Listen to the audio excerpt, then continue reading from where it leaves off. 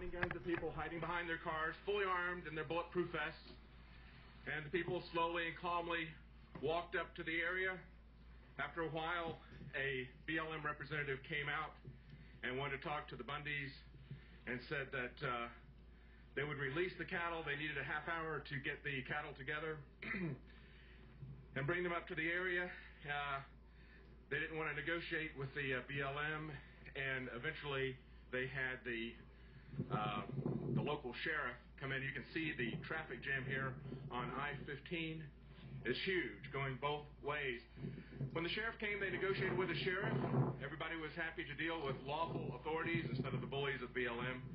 And you can see the helicopter up there. This is a no-fly zone. These are obviously the government helicopters and fixed-wing aircraft.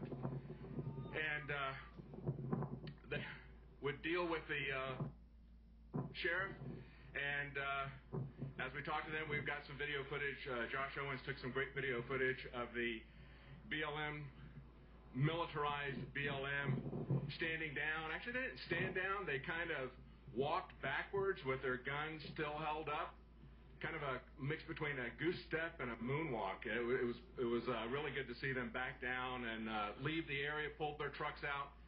That's what Clive and Bundy told the sheriff earlier today. And that's what they got. They're moving from that area, at least. We'll see if they're going to turn in their weapons and if they're going to remove the areas. You can see the SWAT team over there. This is a staging area that I'm looking at. You can see there's a lot of police vehicles still over there, a lot of news media.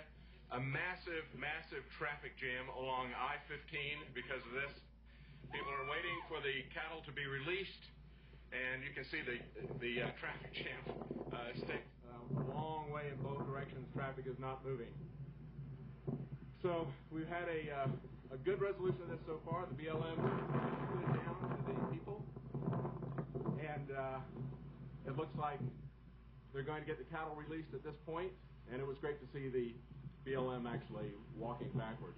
I'm going to go down and see if I can get a shot of the ravine where they're going to be releasing the cattle. The cattle have been cooped up for several days, a couple hundred head of cattle, so it is a dangerous situation with a lot of spectators. They've got a lot of cowboys there to round up the cattle. They want to make sure the spectators were out of the culvert where the cattle were going to be, because they figure they'd be pretty high-spirited after all this time. And the people down here are just as excited to get a taste of freedom as the cows are, actually. It got down to a point where we're either going to get the cattle or we're going to be the cattle. And it's time for everybody to take back their freedoms from this government here that is creating rules at a furious pace with unelected bureaucracies and imposing them with the full force of martial law.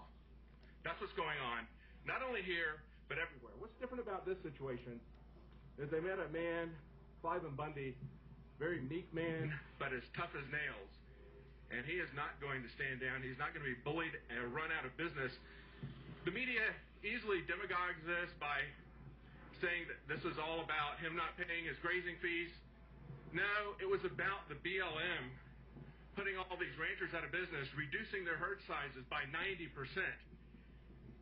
and then telling them that they were not even going to be able to graze at all for several months out of the year, prime months out of the year. Now, as I'm approaching the overpass, people have been standing here at the overpass. There's a lot of cars that are down there, as well as a lot of people that are still down there. We were unable to get any cell phone coverage where we could really see anything, so we have a lot of people